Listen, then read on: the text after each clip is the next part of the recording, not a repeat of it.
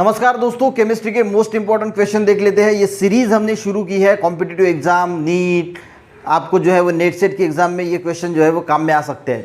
First question देखते हैं। The chemical name of plaster of Paris. Plaster of Paris का chemical name क्या है? प्लास्टर ऑफ पेरिस यानी अगर हाथ टूट जाता है तो डॉक्टर जो प्लास्टर लगाते हैं वो भी प्लास्टर ऑफ पेरिस का होता है। मूर्तियाँ कई सारी प्लास्टर ऑफ पेरिस की बनाई जाती है। घरों में जो पीओपी की जाती है वो भी प्लास्टर ऑफ पेरिस से ही बनाई जाती है। तो उसका केमिकल नेम क्या है? तो उसका केमिकल नेम है कैल्शियम सल्फेट। ठीक है, तो कैल्शियम सल्फेट को ही हम प्लास्टर ऑफ पेरिस जो है वो बोलते हैं। नेक्स्ट क्वेश्चन देखते हैं। What is the percentage of nitrogen in air? तो नाइट्रोजन का एयर में परसेंटेज कितना होता है? तो 78% जो है वो नाइट्रोजन होता है एयर में।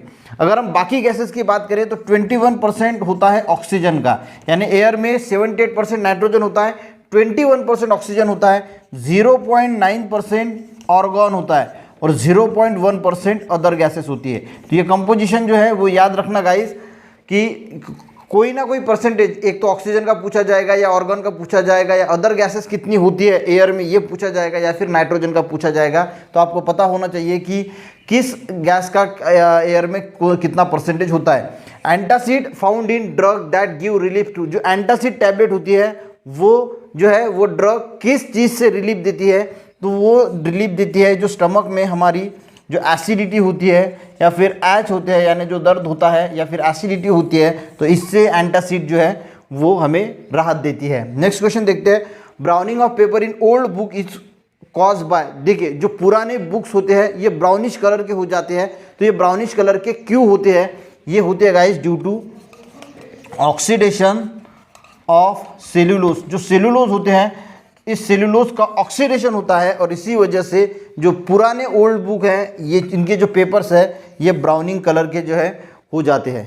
चलिए गाइस नेक्स्ट क्वेश्चन देखते हैं। Combustion of candle in which type of reaction. जो हम कैंडल जलाते हैं तो वो कौन सी टाइप की रिएक्शन है? एंडोथर्मिक है या फिर एक्सोथर्मिक है? देखिए, जो कैंडल जलती है ना तो इसमें से जब कैंडल जलती है तो इसमें से हीट भी बाहर निकलती है और लाइट भी बाहर निकलता है। तो ऐसी जो रिएक्शंस होती है जिसमें से एनर्जी रिलीज होती है in the form of heat and light, उसको बोला जाता है एक्सोथर्मिक रिएक्शंस।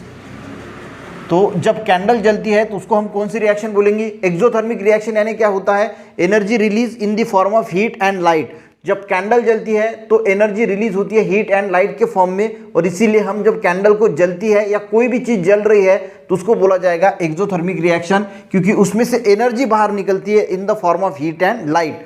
दूसरी होती है गाइस, दूसरा होता है एंडोथर्मिक रिएक्शन। अब एंडोथर्मिक रिएक्शन यानी क्या होता है? जो रिएक्टेंट होता है वो सराउंडिंग से हीट को एब्जॉर्ब करता है और प्रोडक्ट फॉर्म करता है। यानी जब कोई भी रिएक्टेंट सराउंडिंग से हीट को एब्जॉर्ब कर रहा है तो उस रिएक्शन को हम बोलेंगे एंडोथर्मिक रिएक्शन। और एक्सोथर्मिक रिएक्शन यानी जब एनर्जी रिलीज होगी in the form of heat and light तो उसको बोला जाएगा एक्सोथर्मिक रिएक्शन। तो कंबशन ऑफ कैंडल उसको बोला जाएगा एक्सोथर्मिक रिएक्शन। नेक्स्ट क्वेश्चन देखते हैं। PH scale range from. जो पीएच स्केल होती है, सबसे पहले गाइस हमें यह समझना होगा कि पीएच जो है वो हम क्या काम होता है पीएच का। तो कोई भी सॉल्यूशन एसिडिक है, बेसिक है या फिर न्यूट्रल है तो उसे आइडेंटिफाई करने के लिए जो है वो पीएच स्केल का जरूरी होती है। पीएच स्केल रेंज होती है 0 से 14 तक। अब यहाँ पे गाइस 0 से 14 तक जब हम बात करते हैं तो बीच में आता है 7। अगर किसी सॉल्यूशन का पीएच 7 है तो हम बोलते हैं कि वो सॉल्यूशन जो है वो न्यूट्रल है। अगर 0 से 6.9 तक अगर है तो उसको बोला जाता है कि वो सॉल्यूशन एसिडिक है, और 7.1 से अगर 14 है तो बोला जाता है कि वो सॉल्यूशन जो है वो बेसिक है या फिर अल्कलाइन है। एक क्वेश्चन और इसमें पूछा जाता है कि जो रेन होता है वो एसिड रेन कब बोला जाता है, यानी उसकी पीएच कितनी होनी चाहिए? तो जो एसिड रेन होता है गाइस ये भी आपको ध्यान रखना है कि एसिड रेन की पीएच जो है वो जब बिलो 5 होती है तो उसको, उस रेन को हम बोलते हैं एसिड रेन। यानी रेन की पीएच जब 5 के नीचे होती है तो उस रेन को क्या बोला जाता है? Acid rain. तो ये भी आपको मोस्ट इंपॉर्टेंट है, ध्यान में रखना है। What is the formula of magnetite? तो मैग्नेटाइट का फॉर्मूला क्या है? तो सबसे पहले मैग्नेटाइट क्या है? मैग्नेटाइट गाइस जो होता है एक मैग्नेटिक मिनरल है। मैग्नेटाइट क्या है? मैग्नेटिक मिनरल है और इसका फॉर्मूला है Fe3O4। ठीक है, नेक्स्ट क्वेश्चन देखते हैं। Which gas is used in fire extinguish. जो आग बुझाने के लिए जो फायर एक्सटिंग्विशर जो लाल बम्बा यूज किया जाता है, आपने कई बार कई जगह पे देखा होगा, तो इसमें कौन सी गैस यूज की जाती है? तो इसमें होती है गाइस CO2 यानी carbon dioxide gas. Next question देखते हैं, स्वेट कंटेन वाटर एंड, जो हमारा पसीना होता है इसमें वाटर के साथ क्या होता है, तो वाटर के साथ क्या होता है गाइस, सॉल्ट। नेक्स्ट क्वेश्चन है क्वालिटी, मोस्ट इंपॉर्टेंट क्वेश्चन है गाइस, कई बार कई सारी एग्जाम में पूछा जाता है, जैसा है वैसा आपको याद रखना है कि जो क्वालिटी ऑफ पेट्रोल होता है, quality of petrol is express in terms of, जो पेट्रोल की क्वालिटी होती है वो किस टर्म में एक्सप्रेस की जाती है, तो वो एक्सप्रेस की जाती है गाइस ऑक्टेन नंबर। यानी ऑक्टेन नंबर यानी क्या होता है कि जो फ्यूल है वो कितना स्टेबिलिटी उस फ्यूल में है उसको बोला जाता है ऑक्टेन नंबर, या उसको ही हम ऑक्टेन रेटिंग भी बोलते हैं। ऑप्शन में आपको कभी ऑक्टेन नंबर भी दिया जा सकता है या फिर ऑक्टेन रेटिंग भी दी जा सकती है, दोनों सेम ही है।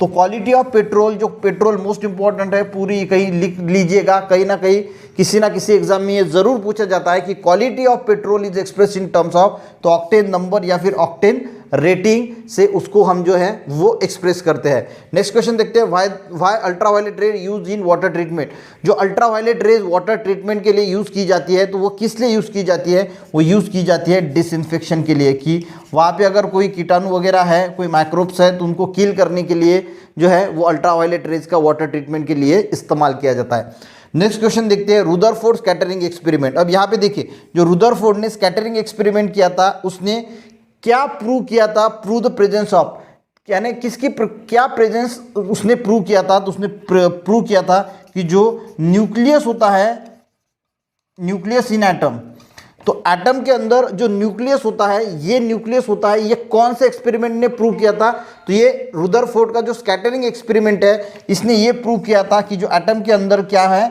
न्यूक्लियस होता है, ये प्रूव किया था रुदरफोर्ड स्कैटरिंग एक्सपेरिमेंट ने। एटम की अगर बात करें तो न्यूक्लियस के अंदर क्या होता है, न्यूट्रॉन और प्रोटॉन होते हैं, और इलेक्ट्रॉन जो है वो अराउंड मूव होते हैं।